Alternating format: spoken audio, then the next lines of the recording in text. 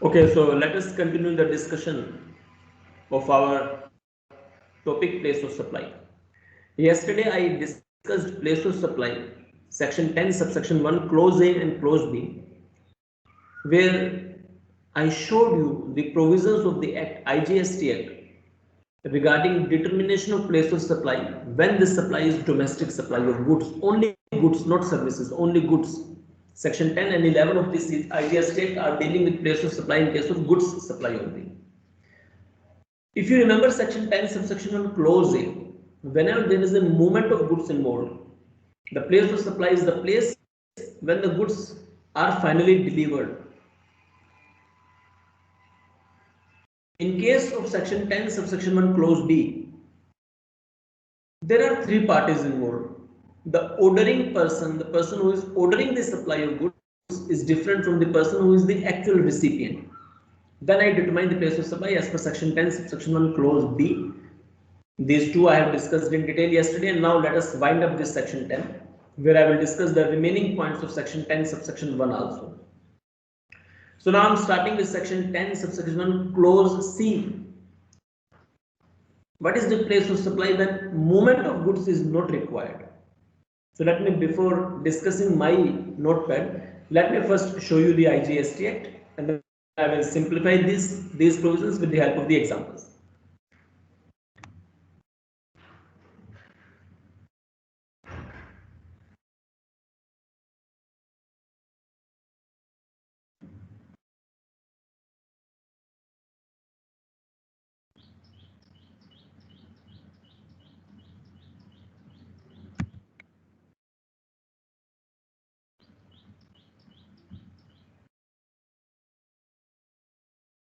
Now this is clause C, clause D, and clause E. This is clause C, what it says. Where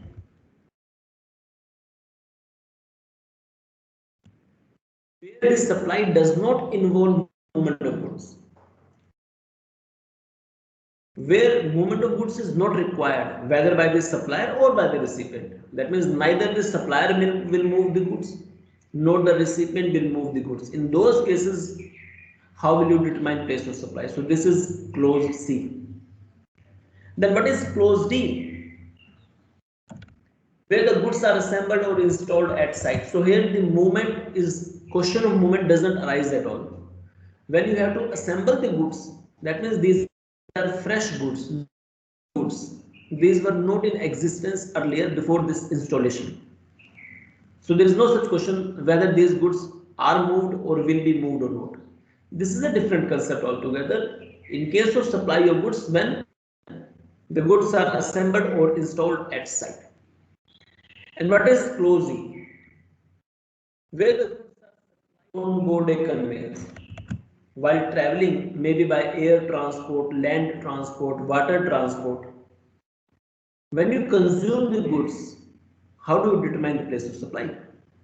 So all these five clauses, if you note, for five clauses, if you notice carefully, these five different clauses are telling different concepts. Clause A was talking about movement of goods. Clause B, when on the instructions goods are delivered to other person. Clause C, when the supply does not require movement. Now, first of all, can you think of any such example where supply does not involve movement of goods? This is the question which I am putting in front of you, that can you think of any supply of goods? Can you think of any purchase that when you will purchase that, movement of goods is not required? Can you think of any such supply? Can you think of any such supply where movement of goods is not required?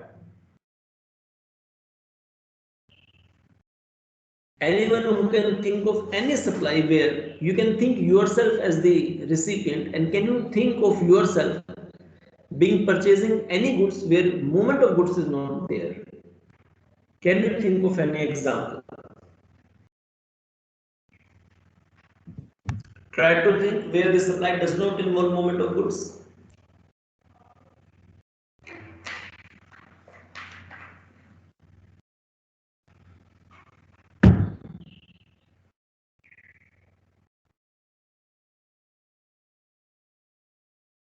So you do not remember any example where the supply does not involve movement? So no issue, I will discuss this.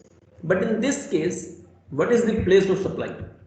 The place of supply shall be the location of such goods at the time of the delivery to the recipient. Now, let me discuss my notepad. Let me share with you my notepad.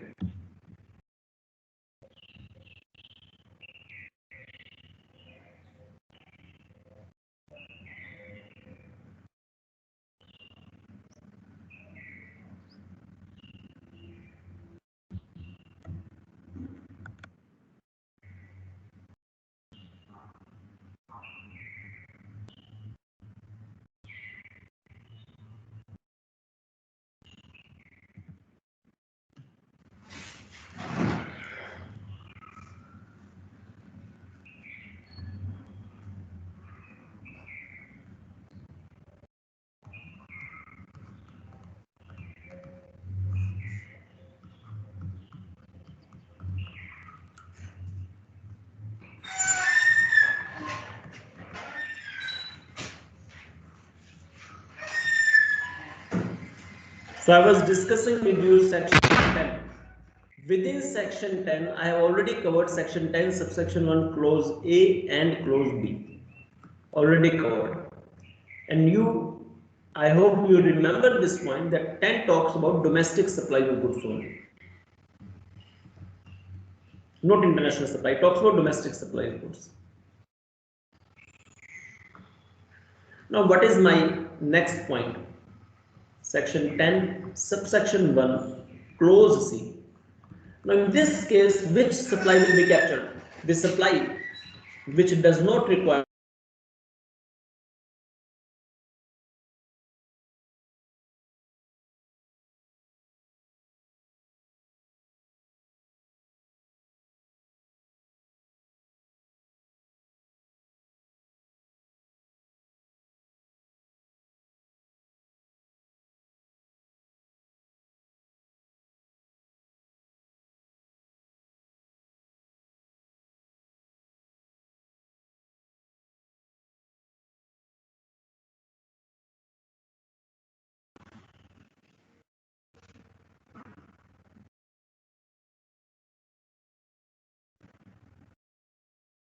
Can you listen to me now? Yes, sir. Okay, so there was some connection problem, I think. Is the screen still visible? Yes, sir. Okay, supply which does not require movement of goods. Now you were not in a position to tell me the example. Let me give you an example. Let me give you an example.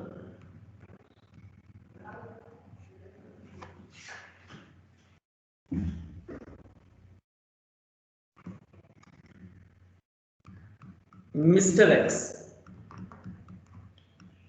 a supplier in Andhra Pradesh.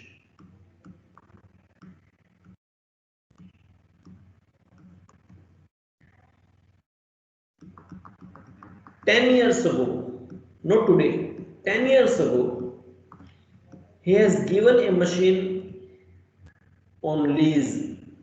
He has given a machine on lease rent. Lease rent means for a long period of time when you give your goods or house on rent, it is lease. And monthly rent is, for example, rupees 1 lakh per month. 1 lakh per month is the rent of the machine. It was given 10 years ago to Mr. Y of Manipur. But after 10 years, Mr. Y says that to Mr. X that I am interested in purchasing the machine. It is going on lease rent basis. Still the machine is with me. Why don't you sell it to me? This is the offer which Y has given to X. And X says, okay, no issue. Now you can purchase the machine from me. So how this X will sell the machine? Just by way of transfer of ownership. Just by way of transfer of ownership, I can sell the machine. I means X. Now, Y was in Manipur And for example, this Y has a business or a factory in Noida, Uttar Pradesh. Y has a factory in Noida, Uttar Pradesh. So this machine is already installed at this factory, but earlier it was on lease. And now it will be supplied directly. Ownership will also be supplied, but do you know? Can you think of yourself now that in this case movement is missing because there is no need to move the machine. Machine is already at my place of business. As far as Y is concerned, but Y will say that machine is already with me. Just in the documents ownership will be transferred. Now this is the supply which does not require movement of goods, but supply is happening. 10 years ago also supply happened. If you go by the present case, 10 years ago also supply happened, but that supply was supply of service. So giving machine on rent is not supply of goods, it's a supply of services. I have shown this in schedule 2 already. Rent is a supply of service. Now another supply is happening today after 10 years, but now it is a supply of goods when you are transferring the ownership. But machine is the good, which is machine is a good. It is still at the same place, it does not require movement. In this case, as per the provisions of section 10 subsection 1 clause C, what is the place of supply?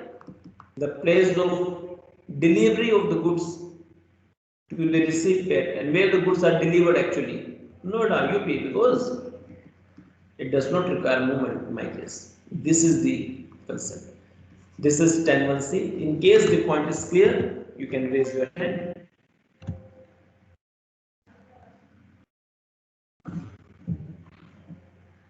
Please raise the hand if section 10 subsection 1 clause C is clear.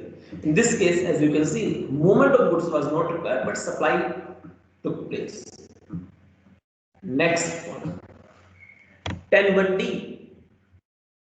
So let me again show you the act. This is 10(1)(d).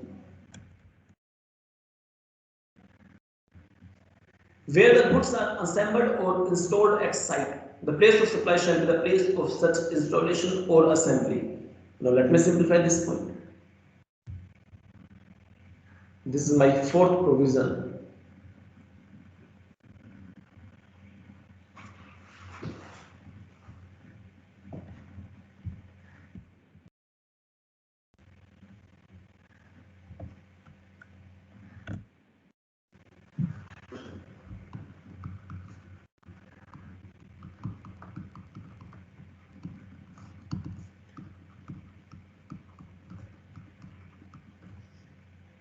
Where the goods are assembled or installed at site.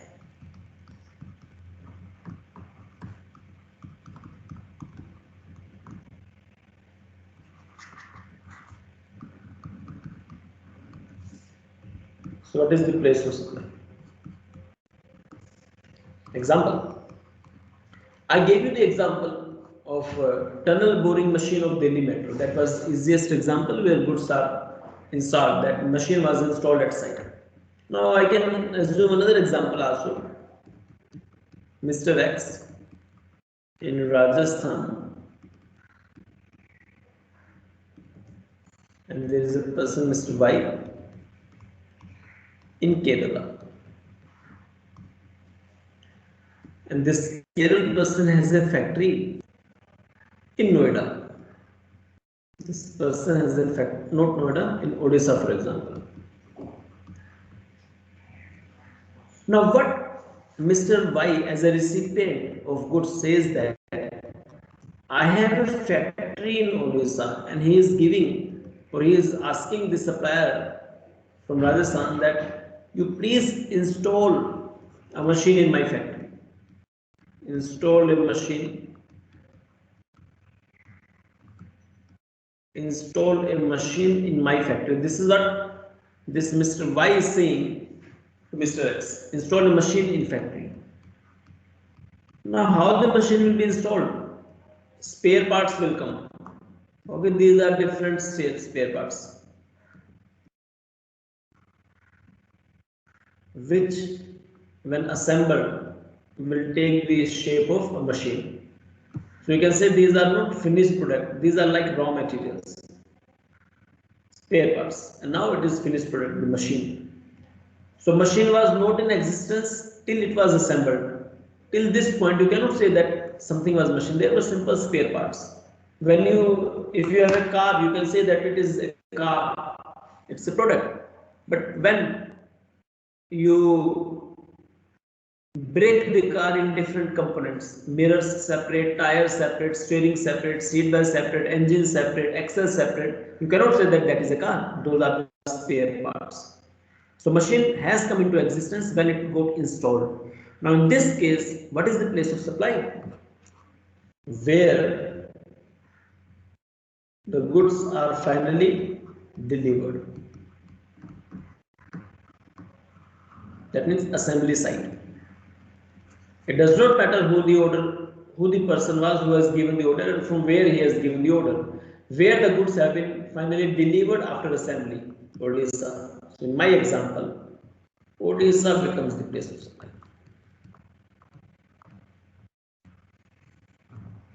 So all these four clauses were saying different things. 10.1a, 10.1b, 10.1c, 10.1d. In all the cases, the concepts were different. Please raise your hand if this fourth clause is also clear.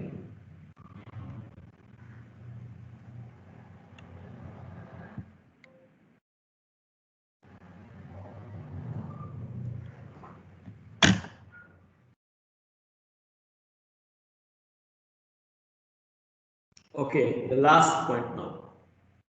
When goods are supplied on board a conveyance,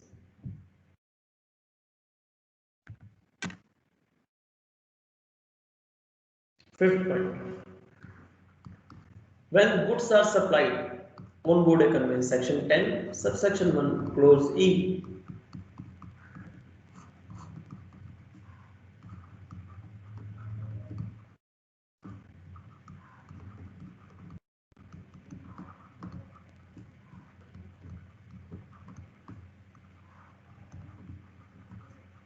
Now this conveyance may be any conveyance. It may be land transport, air transport, water transport, whatever is this. In this case, what is the place of supply? This I need to check, but before this, see this example.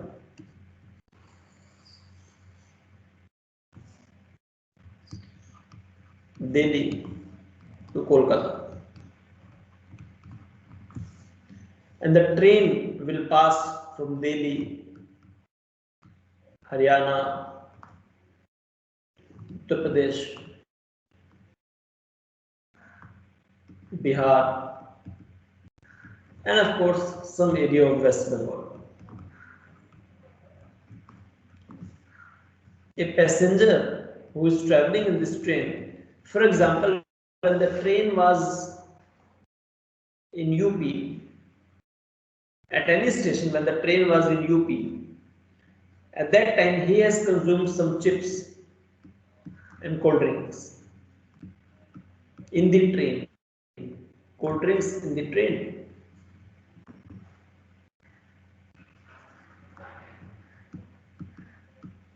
In the train.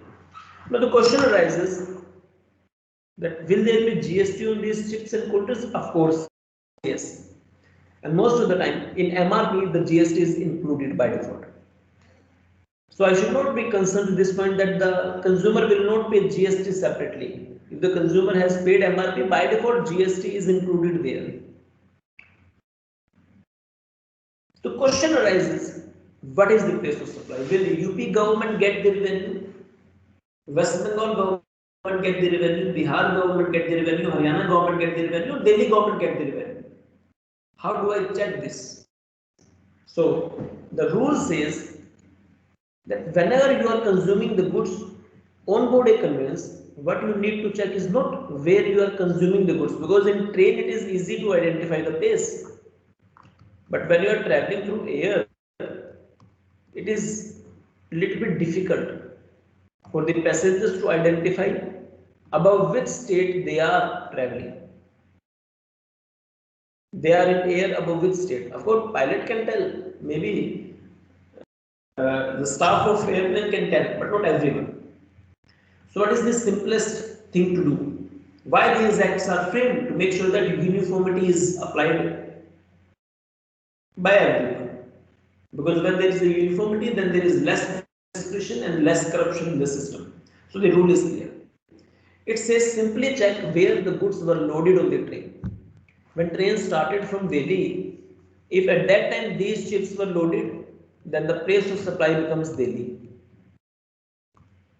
Or when the train stopped at Haryana, some station in Haryana, here if these ships are loaded, then the place of supply becomes Haryana. Or when these are loaded from UP itself, the place of supply becomes UP. So it does not matter where you are consuming the goods. On board economies, it does not matter the train has started from which state or train is going to which state. It does not matter. It simply matters is the goods which have been consumed by you, these have been loaded from which place. That place becomes the place of supply. So place of supply becomes the place where goods were loaded. Goods were taken on board economies. It does not matter from where the passenger has boarded the train. For example, passenger also has boarded the train from UP, but chips, he consumed the goods, chips, but these chips are coming from Delhi, then still Delhi becomes the place of supply. So it does not matter from where passenger has boarded the conveyance. Place where the goods were taken on board is the place of supply. Let me show you the act so that you can understand the exact language. The rule is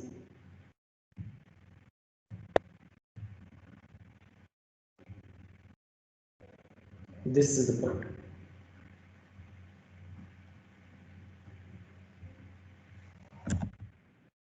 The goods are supplied on board a conveyance, including a vessel, an aircraft, a train, or a motor vehicle. It does not matter what type of conveyance is this. The place of supply shall be the location at which such goods are taken on board. I hope the point is clear. Please raise your hand if this section 10 subsection 1 is clear to you. All the 5 clauses. All these 5 clauses are clear to you. Please raise your hand. When there is a movement of goods, when there are 3 parties involved and goods are supplied on instruction to the to a different party, when there is no movement of goods, when there is assembly of goods, and when the goods are taken on board a conveyance. Okay. Now, most of the supply which will happen in India, or you can think of any supply which is coming in your mind, any of these 5 clauses will cover that supply. Almost 99.9999% supply of goods will be covered in any of these 5 clauses. You can think of any supply. Still, if any exceptional supply comes, for which even the government is not at all aware, because anything can happen anytime. Maybe we come to know of any such supply where none of these clauses will help. So government says no issue, we have another section, section 10, subsection 2. And what this section says. So we have another section, section 10, subsection 2, and what this section says, it simply says that in case you cannot determine place of supply as per section 10, subsection 1 under any of the clauses, then no issue. The place of supply will be determined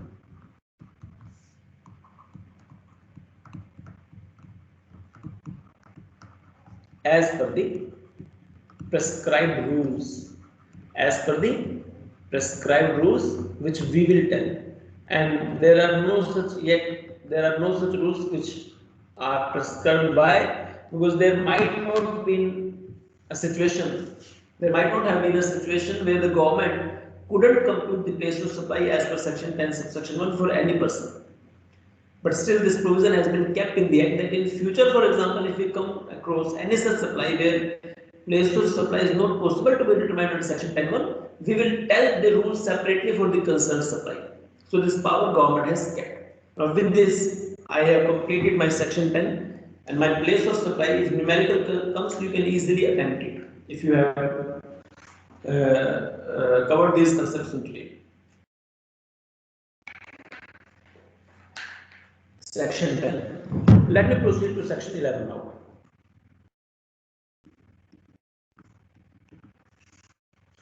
Now, do you know section 11, international supply of goods? International supply of goods. And in international, either I can do import or I can do what? Export. Section 10 was talking about all those supplies of goods which are neither import nor export. Section 11 talks about all the supply of goods which are either import or export. Now, what is the place to supply? So, let me show you the pair act and then I will simplify this with the help of the example.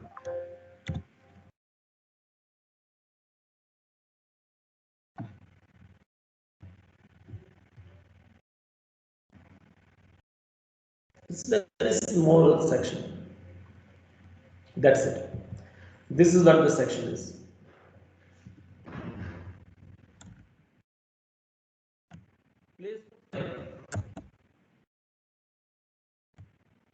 Place of supply of goods imported into or exported from India. The place of supply of goods clause A, it is clause A, imported into India shall be the location of the importer. So when you import any goods, then what is the place of supply? The place from where the goods are being imported, the location of that person who is importing the goods, which will be of course by default in India, because import means what? Anything bringing into India from outside India. So location of importer are always of course will be in India. Clause B, exported from India. In this case, the place of supply of goods, clause B, exported from India shall be the location outside India. In this case, the place of supply is outside India. Now that will be of course by default outside India. So Indian government will not collect any tax from this export because of this concept. And when I discuss with you the point of import, by default I am assuming that whenever goods are imported into India, location of the importer will be in India. Otherwise, it is also possible that importer might be sitting in Singapore and he has given the orders to import the goods from USA to India. So that is another case. For the purpose of simplicity, I am assuming that whenever goods are being imported into India, the importer must be in India or location of the importer must be in India. Now, how do I determine the location? That is another concept. I have not yet touched upon the concept of location. There are two concepts required for interstate or intrastate: location and place of supply. I am touching the concept for the time being of only place, not the location. So I am taking a simplest example. Whenever location comes, till I discuss with you the location in detail, that from wherever the person is ordering, that is the location. This is the simplified form, that's it, not the exact form. So concept of location will be a discussion of future course of study, not right now.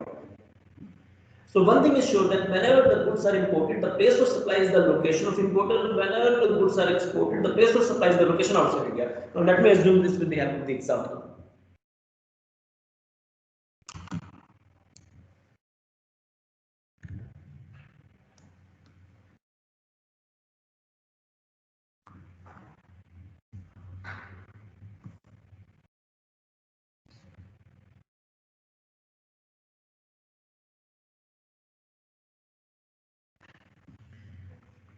Now first point, in case of import of goods, so one thing is sure that what is import? Bringing goods into India from outside India is import. Bringing goods into India from outside India is import. Now, if for example, Mr. X has a factory in Coimbatore, Tamil Nadu. Mr. X has a factory in Coimbatore, Tamil Nadu. And he has imported a machinery of 50 crore rupees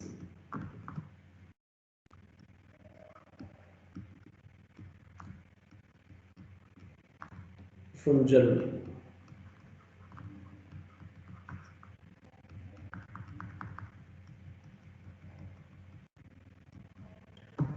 Now I have already told you the place of supply fulfills two purposes. One, it tells you in case of domestic supply whether it is interstate or intrastate, whether this supply is inter or intra. But this purpose is not required here because in international supply by default the supply is inter. So what is the second purpose this place of supply fulfills? After it tells you whether the supply is inter or intra, then it tells you which state will get the revenue. These two purposes the place of supply concept serves. Since it is international supply, it's an import. I know that it is interstate. So on 50 crore, whatever is the IGST interstate, that will be applicable. But this revenue IGST will be shared between center and state. And do you know which is that state? The place of supply, that is why is relevant here, because place of supply in case of import of goods is what? Location of importer.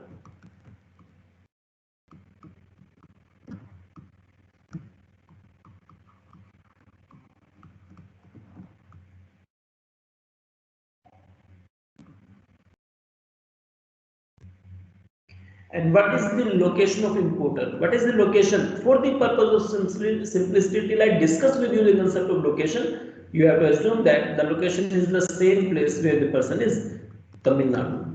So place of supply, my example is Tamil Nadu. This is the reference of place of supply. In case of import, it has told that the place of supply is telling that Tamil Nadu government will get the 50% share in IGST and not other government. That's it. Now, what about export? This is what import is. Now, what about export of goods? What do you mean by export of goods? When the goods will be supplied outside India. This is what export of goods is. And in export of goods, what is the place of supply? If you remember section 11, the place of supply is the place outside India.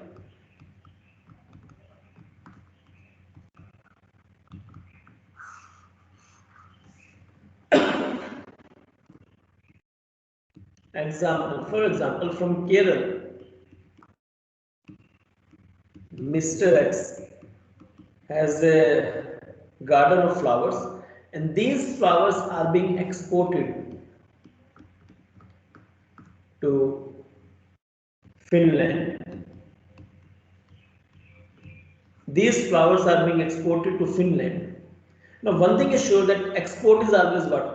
Interstate. Import and export is always what? Interstate. And if these are interstate, then IGST is applicable.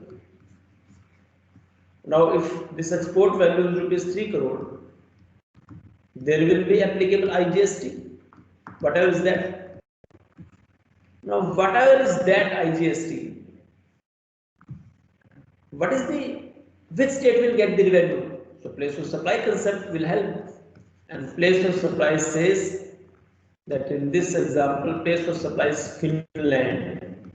That means Indian government will not collect any revenue on this supply, on export. That is why, if you remember zero rated supply, which I have already discussed, why it is zero rated in export? Because technically you don't pay any tax.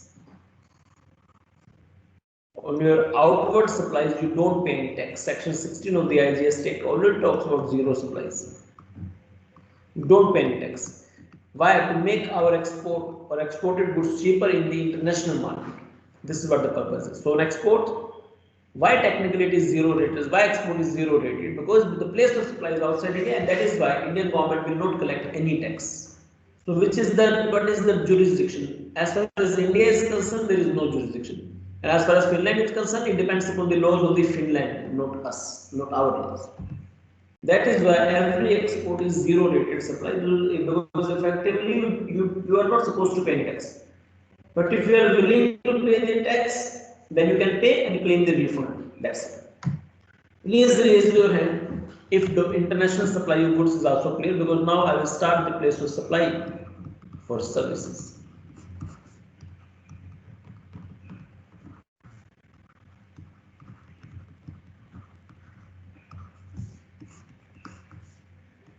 It is section 12 and section 13. Now, first, please raise your hand in case section 10 and 11 or determination of place of supply is clear in case of domestic supply to everyone. Please raise your hand.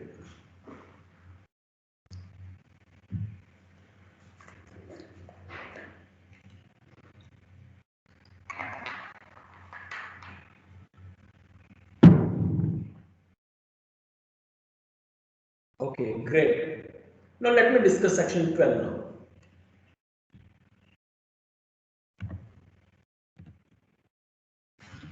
Now, section 10, 12 technically will be talking about domestic supplies. Now it is for the purpose of simplicity only when I am using the word domestic supply. Otherwise, the word act is not using domestic supply. That is only for the purpose of simplicity. In reality, the act is using the word that when location of supplier as well as location of recipient, when both are within India. That is why I am calling for simplicity domestic supply. Act is simply saying that when location of supplier of service and location of recipient of service is within India, then you apply section 12. Now, services are wide as compared to goods because in goods you are not taxing the goods or you are not determining the place of supply on the basis of name of that good, whether that good was laptop, washing machine, chairs, bottles, bags, almiras, car, bus, whatever is the name of the good. Answer has no relationship. As far as place of supply is concerned, it has no relationship with what the name of good is. You have to simply check whether movement is required or no movement, or assembly or conveyance on board. But in services, you will not check on these bases, movement or not. Because services, the status of service is different from the status of goods. In services, you will tax or you will determine the place of supply with the name, like services related to house, interior designer, architect, etc. have different provision for place of supply.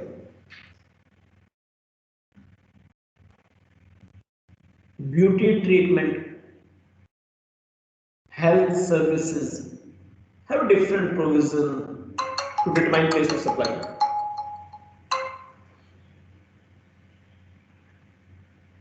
Admission to events, trade fair. If you enter into an event of trade fair, we have different provision, place of supply. Banking services have a different provision of place of supply. Insurance services, different provision of place of supply.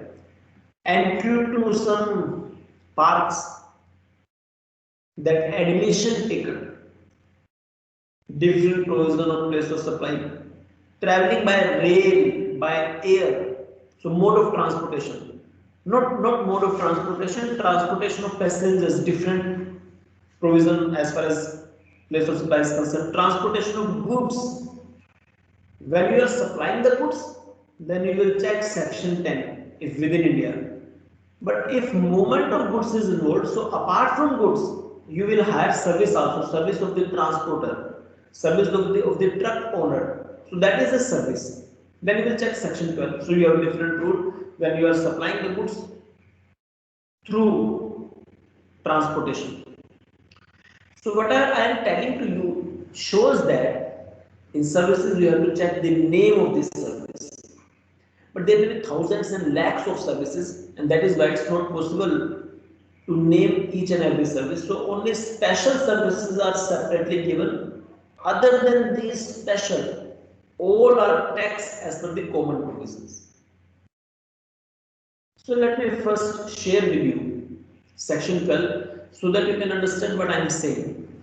My purpose is to simply tell you that when you determine the place of supply of goods, it does not matter what is the name of the good. No. But when you have to determine the place of supply of service, you have to check what is the name of this service. There are 12 services with special names. If your service is not covered in these 12, then there is no need to check the name. Then you will not check the name because then you will apply the residuary rule.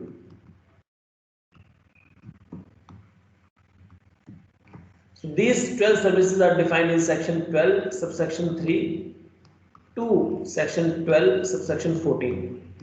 Starting from 12 subsection 3 to section 12 subsection 14, if you count 3, 4, 5, 6, 7, 8, 9, 10, 11, 12, 13, 14, there will be 14 services. Sorry, there will be 12 services. For residuary services, how to determine place of supply, it is written in section 12 subsection 2. That's it. This is what my entire section 12 is. So do remember that in case of supply of goods, you do not check which good is supplied. But in case of supply of service, you have to first check what is the name of this service. So before discussing the rule in detail, it's necessary to show you the bare act section 12. Let me share with you section 12.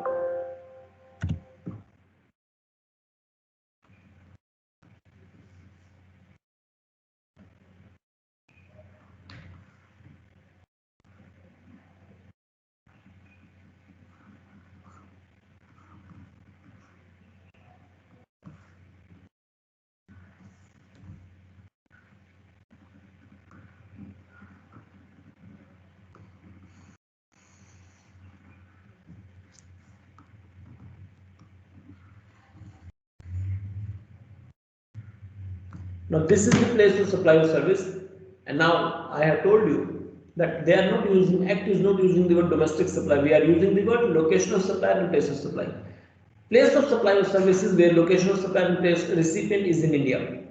Now subsection 1 simply talks about the heading, that's it. It is not giving you any special that the provisions of this section shall apply to determine the place of supply of services where the location of supplier of services and the location of recipient of services is in India. This is only telling you the provision. And now I told you next subsection 2 and what it says. I'm not explaining the provision, I want to show you the act. 12 subsection 2, the place of supply of services except the services specified in subsection 3 to 14. Why it is saying that except the services specified in subsection 3 to 14? Because subsection 3 to 14 is giving special services which have their own identity. So other than the services which are given in subsection 3 to 14, all other are residuary services where I will determine the place of supply as per section 12 subsection 2. How and what is the rule? That is a different case. Ignore it for the time being. Let me show you those services so that you can have an idea which are those special services. 12 subsection 3. Now see this 12.3. 12 subsection 3. This is my first special service related to immovable property. All the services related to immovable property are having a special rule to determine place of supply. 12 subsection 3 tells me this. What is that rule? I am not discussing right now. 12 subsection 4. Notice a lengthy section you can see. Restaurant and catering services, personal grooming, fitness, beauty treatment, beauty parlors, saloons, special category of services where we have special rules to determine place of supply. Services related to training. When you are giving training, suppose I will take some lectures and train the GST professionals, train the income tax professionals, then it's training service. Special rules. 12.5. Then admission to an event. Admission to a cultural, artistic, sporting, scientific event. Crossroads are held, for example, crossroads are held in the college, but that is not chargeable. That is not a chargeable event. You cannot sell the tickets. Now, when you sell the tickets, then whatever amount you collect, in that case, which government will get the revenue depends upon section 12, subsection 6. So, any supply of services by way of admission. So, what is the service by way of admission? Admission ticket, that's it. That you allow someone to enter the event and you are charging the amount. That becomes the consideration. So, for this, we have separate rule. Now, that was admission, and this is the service by way of organizing those events. Services by way of organizing the event is having separate rule, section 12, subsection 7. Similar. Services by way of transportation of goods, section 12, subsection 8. Services by way of transportation of goods, section 12, subsection 8 is having separate rule. So you cannot apply the residuary rule. You have to deal with these services as per their specific section. Section 12, subsection 8. 12, subsection 9, transportation of passengers, rail, air, special rule. Similarly, services on board a conveyance. When I was discussing the supply of goods, I discussed the goods which are supplied on board a conveyance, like consuming chips, cold drinks. It's a good. But for example, I am traveling through air and I requested the airline when I was in air that I want to watch a movie. And the air hostess says that the charge of watching a movie is 500 rupees. So technically I am availing a services. For this I have to apply rule section 12 subsection 10. Telecommunication services, DTH, Airtel, broadband, landline. These services you are availing at your home. You are recharging Tata Sky, but you know there is a GST in that. You pay the bill of your phones, there is a GST in that. Whatever prepaid mobile phones you have, there is a GST in that by default, which you might not be aware, but government is getting the revenue on that. So most of the people are not at all aware that whatever they are paying to the other party, by default they are paying GST also. Now how do you determine place of supply? You take a common example. For example, I have a mobile phone of Airtel, for example, and I'm living in Delhi. But when I was in Odisha on some visit, I got the phone recharged and I paid the premium. The question arises, on that amount which I paid as a recharge, will Delhi government get the revenue or Odisha government gets the revenue? It depends whether you have done online recharge or whether you have gone to the showroom of that company or whether you have taken the services of any prepaid agents. So in reality it's not so easy. You have to learn the rules. But we have special rules for telecommunication services. This 12th point. Banking services we have different rules. Different rules. ATM. After some limit, you have to pay some charge at the ATM for withdrawing the cash. You have to apply the rule. How much is the GST? So section 12, section 12, you need to apply. Insurance services. When you avail the services of insurance, whether life insurance or general insurance, which government gets the revenue? Advertisement services, which government gets the revenue? So many special services. Technically, there are 12 special services. If supplied within India, when the location of supplier is in India, recipient of these services is in India, you need to apply these subsections. If my service is not covered under these 12 special services, by default I will apply the residuary section 12, subsection 2 to determine the place of supply. Why place of supply is relevant? This you already know that it tells you first whether the supply is inter or intra. It then tells you which state gets the revenue. So that's all from my side. I think I should end the discussion here today. In the next lecture, I will start discussing these rules or subsections with the help of examples.